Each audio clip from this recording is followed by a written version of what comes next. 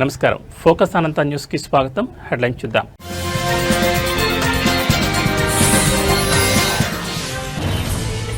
Nashik HAL కేంద్రం నుంచి తొలి తేజస్ MK-1A యుద్ధ విమానం విజయవంతంగా ప్రయాణం. త్వరలో వాయుసేనలో చేరిక.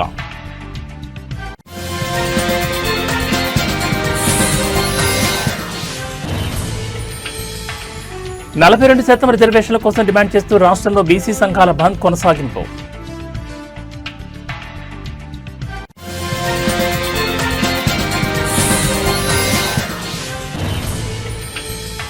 జనవరి నెలకు సంబంధించిన ఆర్జిత సేవలు, శ్రీవాణి, అంగప్రదర్శన తదితర దర్శన టిక్కెట్లను విడుదల చేయనున్న టీటీడీ.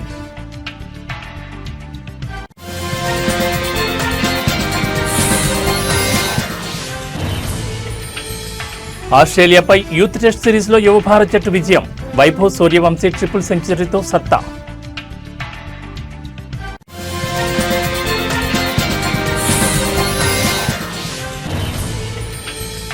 సంగీత్ దర్శకుడు దేవిశ్రీ ప్రసాద్ కథానాయకుడిగా పరిచయం అయ్యే సినిమాలో హీరోయిన్ గా కీర్తి సురేష్ పేరు ప్రచారంలో ఉంది.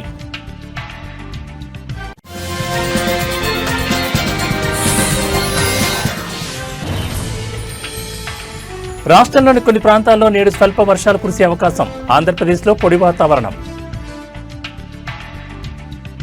ఇక డీటెయిల్స్ చూస్తే భారత రక్షణ రంగంలో ఇదొక చారిత్రాత్మక ఘట్టం. భారత వైమానిక దళం బలాన్ని మరింత పెంచేందుకు స్వదేశీ తేలికపాటి యుద్ధ విమానం తేజస్ MK-1A త్వరలోనే విమానదళంలో పూర్తి స్థాయిలో చేరనుంది. ఈ అద్భుతమైన ఫైటర్ జెట్కు నాసిక్లోని హిందుస్థాన్ ఏరోనాటిక్స్ లిమిటెడ్ కొత్త ఉత్పత్తి కేంద్రం నుంచి మొట్టమొదటి విమానం విజయవంతంగా ప్రయోగాత్మకంగా తొలి విమానాన్ని పూర్తి చేసింది. రక్షణ మంత్రి రాజ్నాథ్ సింగ్ స్వయంగా ఈ కొత్త ఉత్పత్తి కేంద్రాన్ని ప్రారంభించడం, తేజస్ MK-1A విమానం తొలి ప్రయోగాత్మక ఎగురుదల దేశ రక్షణ రంగంలో ఆత్మనిర్భరతకు ప్రతీకగా నిలిచింది.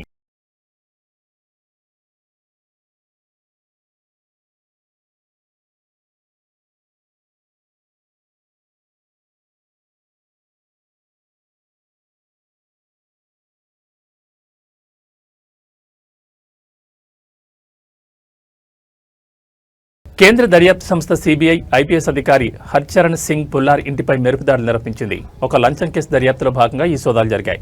ఈ తనిఖీలో వెల్లడైన వివరాలు చూసి అధికారులు సైతం విస్మయించారు.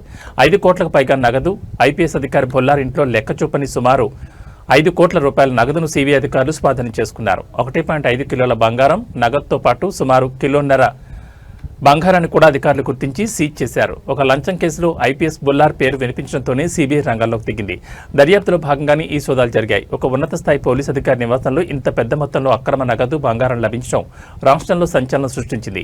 ఈ మొత్తం డబ్బు, బంగారం ఎలా వచ్చాయనే దానిపై CBI లోతుగా దర్యాప్తు చేస్తోంది. బుల్లార్తో పాటు ఈ అవినీతిలో మరికొందరు అధికారులు ఇతరులు ఉన్నారా అనే కోణంలోనూ దర్యాప్తు జరుగుతోంది.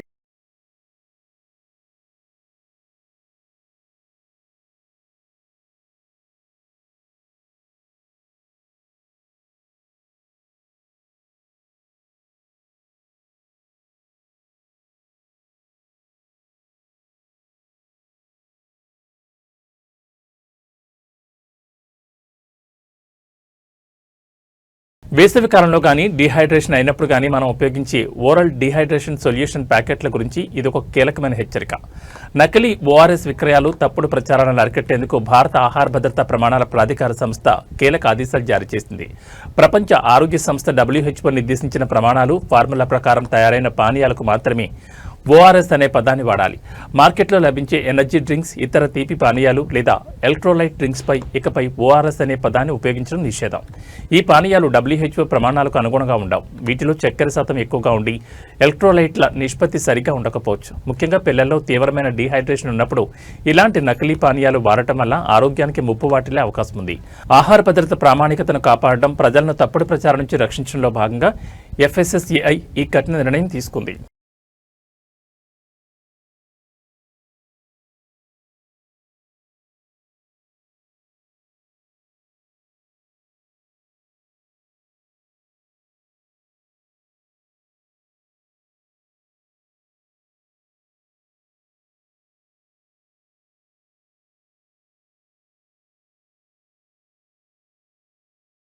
భారత్ శ్రీలంక ద్వైపాక్షిక సంబంధాలు ప్రాంతీయ అభివృద్ధిలో వాటి ప్రాధాన్యతపై భారత ప్రధాని నరేంద్ర మోడీ కీలక వ్యాఖ్యలు చేశారు.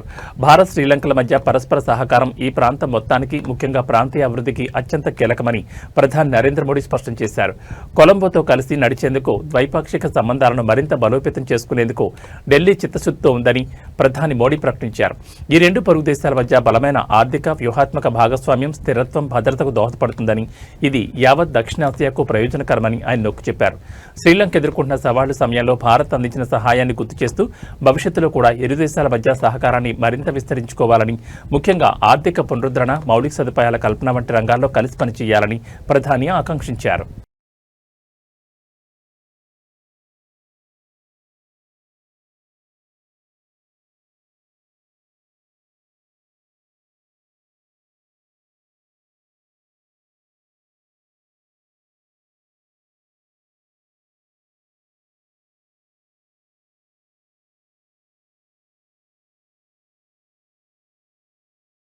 తెలంగాణలో ఈ రోజు బీసీ బంద్ కొనసాగుతోంది. బీసీ రిజర్వేషన్ల అమలు కోసం మరియు ఆ రిజర్వేషన్లను రాజ్యాంగంలోని 9వ షెడ్యూల్లో చేర్చాలని డిమాండ్ చేస్తూ బీసీ సంఘాలు ఈ బంద్కు పిలుపునిచ్చాయి. ముఖ్యంగా స్థానిక సంస్థల ఎన్నికల్లో 42% రిజర్వేషన్లు సాధించడమే లక్ష్యంగా ఈ బంద్ను చేపట్టారు. రాష్ట్ర వ్యాప్తంగా ఆర్టీసీ బస్సులు డిపోలకే పరిమితం కావడంతో ప్రజా రవాణా వ్యవస్థ స్తంభించింది. అత్యవసర సేవలు మినహా వ్యాపార, వాణిజ్య సంస్థలు మరియు విద్యా సంస్థలు స్వచ్ఛందంగా మూతపడ్డాయి. ఈ బంద్కు అన్ని ప్రధాన రాజకీయ పార్టీలు మరియు ప్రజా సంఘాల నుంచి మద్దతు లభించింది.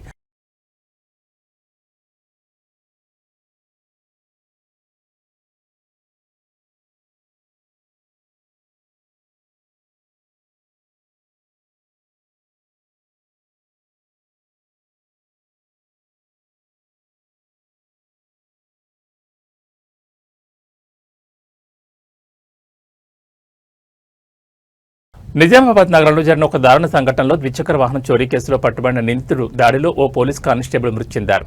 నిందితుని స్టేషన్కు తరలిస్తున్న క్రమంలో అతను కత్తితో దాడి చేయడంతో ఈ విషాదం చోటు చేసుకుంది. ఈ ఘటన నిజామాబాద్ నగరంలో కలకలం సృష్టించింది.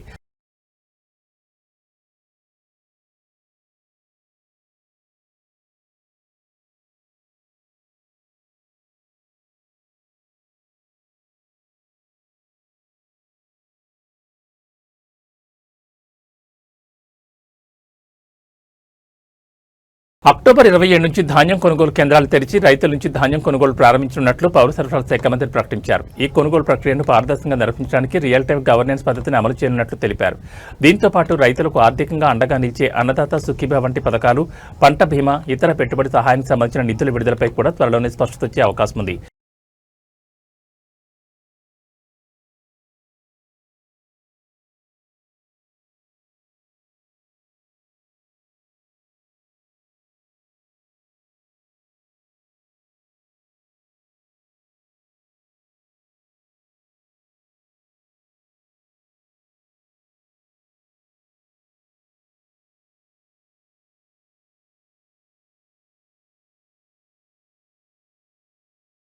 జనవరి నెలకు సంబంధించిన ఆర్జిత సేవలు, శ్రీవాణి ట్రస్ట్ దర్శన టికెట్లు, అంగ ప్రదక్షిణ, వృద్ధులు, దివ్యాంగుల కోటా వంటి ఇతర కోటాలు కూడా త్వరలో విడుదల కానున్నాయి. కోవిడ్ నిబంధనలు, భక్తుల రద్దీని దృష్టిలో ఉంచుకుని ఈ దర్శన కోటాను టీటీడీ విడుదల చేస్తోంది. జనవరి నెల దర్శన టికెట్లు బుక్ చేసుకోవడానికి భక్తులు టీటీడీ అధికారిక వెబ్సైట్ను మాత్రమే ఆశ్రయించాలని సూచిస్తున్నారు.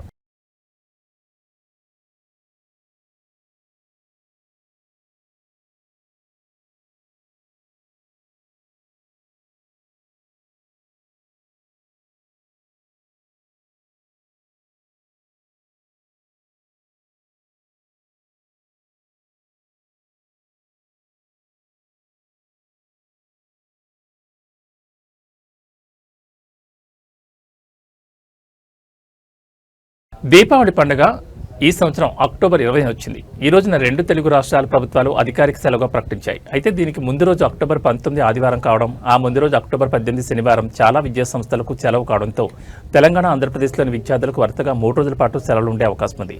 తెలంగాణలో మాత్రం దీపావళి మరుసటి రోజు అక్టోబర్ 21 కూడా అదనపు సెలవు ఇచ్చే అవకాశం ఉందని వార్తలు వస్తున్నాయి. ఒకవేళ ఇదే నిజమైతే రాష్ట్ర విద్యార్థులకు మొత్తం 4 రోజుల పాటు సెలవులు లభిస్తాయి. దీనిపై ఇంకా అధికారిక ప్రకటన రావాల్సి ఉంది.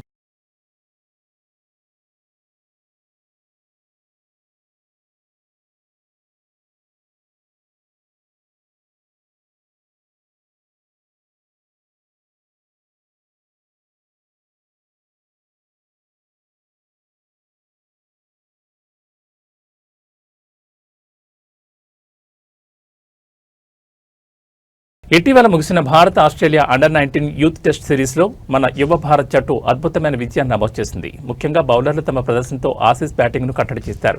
యువ ఆటగాళ్లు వైభవ్ సూర్యవంశీ, హర్జా సింగ్ అద్భుతమైన ట్రిపుల్ సెంచరీతో సత్తా చాటారు. మరోవైపు అంతర్జాతీయ మహిళల క్రికెట్లో 2025 వరల్డ్ కప్ మ్యాచ్ల షెడ్యూల్పై కూడా అభిమానులు ఉత్కంఠగా ఎదురుచూస్తున్నారు. భారత్-పాకిస్తాన్ మ్యాచ్పై ఇప్పటికే అంచనాలు మొదలయ్యాయి. టీమిండియా కెప్టెన్గా రోహిత్ శర్మ శకం ముగిసిందన్న వార్తలపై స్పందించిన అగార్కర్ జట్టు ఫిట్నెస్ విషయంలో తీసుకున్న కఠిన నిర్ణయాలు వెల్లడించారు.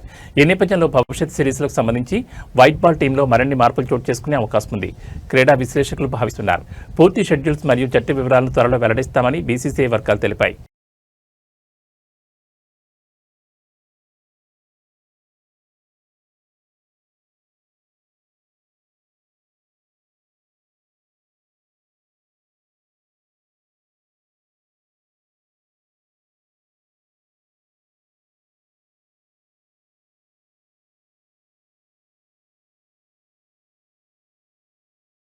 టాలీవుడ్ ప్రముఖ సంగీత దర్శకుడు దేవిశ్రీ ప్రసాద్ కథానాయకుడిగా పరిచయం అవుతున్న సినిమాపై ఉత్కంఠ కొనసాగుతోంది. బలగం ఫేమ్ వేణు ఎల్దండి దర్శకత్వంలో తెరకెక్కున్న ఈ సినిమాలో కీర్తి సురేష్ హీరోయిన్ గా నటిస్తారన్న వార్త ప్రస్తుతం ఫిల్మ్ నగర్ లో హాట్ టాపిక్ గా మారింది. ఈ చిత్రం పేరు ఎల్లమ్మ అని తెలుస్తోంది. మరోవైపు గత ఏడాది 90s వెబ్ సిరీస్ తో ప్రేక్షకులు మెప్పించిన నటుడు శివాజీ త్వరలో పంచాయతీ సెక్రటరీ శ్రీరామ్ అనే కొత్త వెబ్ సిరీస్ తో మన ముందుకు రాబోతున్నారు. దీనికి సంబంధించిన అప్డేట్స్ కోసం కూడా అభిమానులు ఆసక్తిగా ఎదురుచూస్తున్నారు. ఇక బాలీవుడ్ లో ఒకప్పటి స్టార్ నటుడు రాజేష్ ఖన్నా మనవరాలు వెండితెరకి పరిచయం కానున్నారని ఊహాగానాలు వినిపిస్తున్నాయి. వీరితో పాటు పలువురు సీనియర్ నటులు ఏటిల్ నాటి యాక్షన్ హంగామాలను రుచి చూపించడానికి సిద్ధమవుతున్నారు.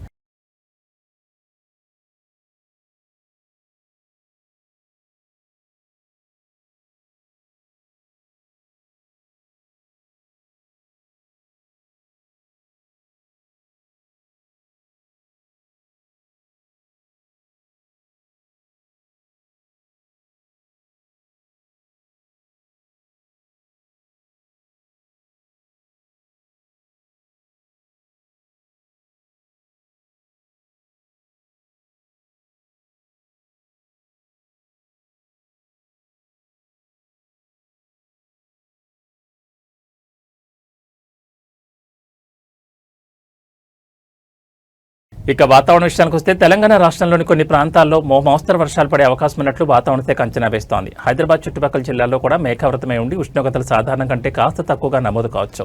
అయితే ఆంధ్రప్రదేశ్లో మాత్రం వాతావరణం ప్రధానంగా పొడిగా ఉంటుంది.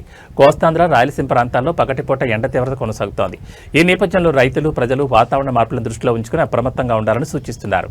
మరోవైపు ఉత్తర భారతదేశంలో పండగల సీజన్ కావడంతో పొగమంచు తీవ్రత పెరిగే అవకాశం ఉంది.